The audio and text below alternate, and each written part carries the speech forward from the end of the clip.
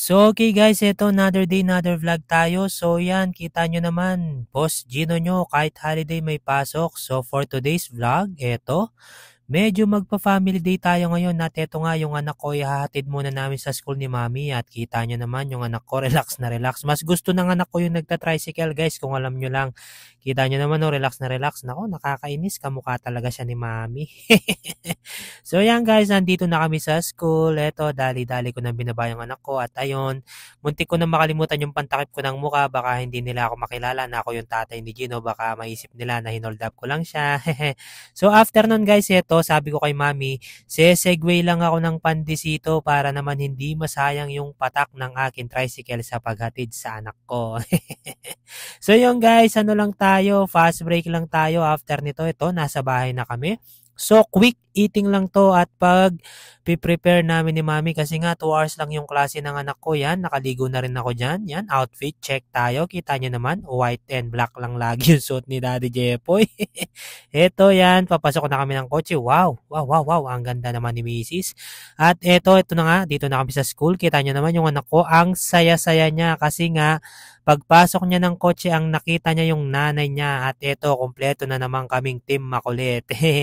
So after nito, dali-dali na nga kaming pumunta dito sa bibilhan sana ng school supplies ni Mami. Kaso nako, sarado pala, hindi kami na-inform. But syempre, hindi kami mawawalan ng pag-asa kasi nga napangakuan namin si Gino na ipapasyal namin siya for today kasi family day namin, walang pasok si Mami.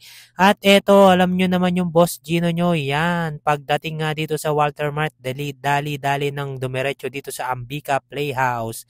So eto, habang si Mami yan nagsusupermarket, Daddy Jepoy nyo on duty pa rin sa anak niya. Ako ang tagabantay, syempre.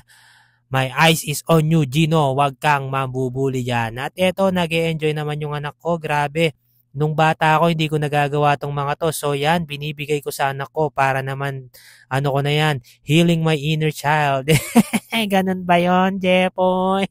And after nun, eto, pinuntahan na namin si Mami. Yan, sa favorite niyang pinupuntahan to, Mr. DIY. Nako, kasi yung asawa ko, ang hilig ng bili-bili ng mga supply na ganyan. And after nun, ito, kumain lang kami sa food court. Yun, kumain lang kami ng scramble tsaka siomai. Yan, grabe, ang sarap niyan guys. Kita nyo naman, ito, kakain kami ulit. Yun, yung anak ko, ini-enjoy niya yung wafer niya. At ito, medyo buryot pa. Gusto nang tikman yung scramble. Kaso sabi namin, mamaya na lang. So ito guys, kakain muna kami ulit. Merienda lang to, mabilisan lang to guys. Nako, yan, enjoy lang. So after nun, ito, papauwi na kami nito. Ayan. Kita nyo naman, nandito na kami sa favorite elevator ng anak ko. Yun, no? Nag-enjoy na naman siya. Pagkasama talaga na yung nanay niya, sobrang enjoy yung anak ko. Yan, yun yung mga pinag-grocery namin. At syempre, dahil tayo, good father, yan, tayo na yung naglagay ng mga pinamili namin. And after nun, sabi ko kay Mami, bibili ko siya ng coffee kasi sweet si Daddy. So yun lamang guys, maraming salamat. Enjoyin ko muna tong kape sa tindahan habang nagbabantay ako. Finger kayo sa akin.